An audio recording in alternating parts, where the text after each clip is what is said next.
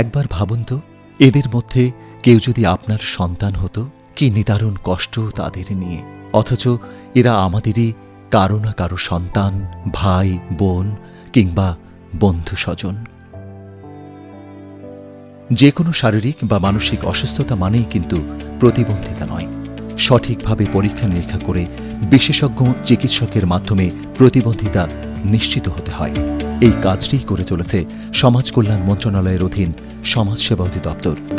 দেশের সংবিধান অনুযায়ী সকল নাগরিকের সম অধিকার, মানব সত্তার মর্যাদা, প্রতিবন্ধী ব্যক্তিদের অধিকার প্রতিষ্ঠায় সাংবিধানিক অঙ্গীকার বাস্তবায়ন এবং আন্তর্জাতিক প্রতিশ্রুতি পূরণে প্রতিবন্ধী ব্যক্তির অধিকার সংক্রান্ত জাতিসংঘ সনদ বিবেচনায় রেখে প্রতিবন্ধী ব্যক্তির অধিকার ও সুরক্ষা আইন ২০১৩ এবং প্রতিবন্ধী ব্যক্তির অধিকার ও সুরক্ষা বিধিমালা ২০১৫ প্রণয়ন প্রতিবন্ধী বান্ধব বর্তমান সরকারের যুগান্তকারী পদক্ষেপ। প্রতিবন্ধীদের অধিকার ও সুরক্ষায় এ যেন মায়ের মমতা বেছানো মানবিক অঙ্গীকার।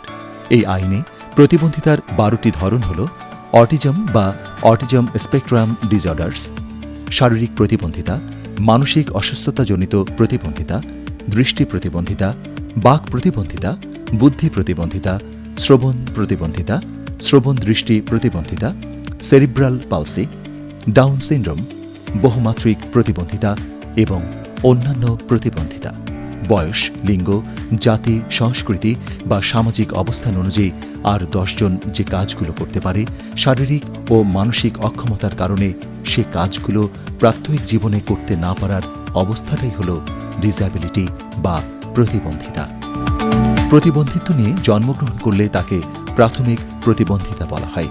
জন্মের পরে বিভিন্ন কারণে প্রতিবন্ধিত্ব বরণ করে থাকলে তাকে পরবর্তী বা অর্জিত প্রতিবন্ধিতা বলা হয়।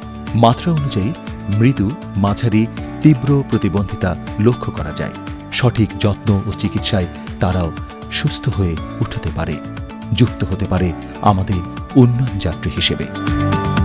প্রশাসন, জনপ্রতিনিধি, প্রতিবন্ধী সংশ্লিষ্ট প্রতিষ্ঠান ও ব্যক্তির সমন্বয়ে গঠিত কমিটির মাধ্যমে যাচাই বাছাই করে প্রতিবন্ধী ব্যক্তি শনাক্ত করা হয়।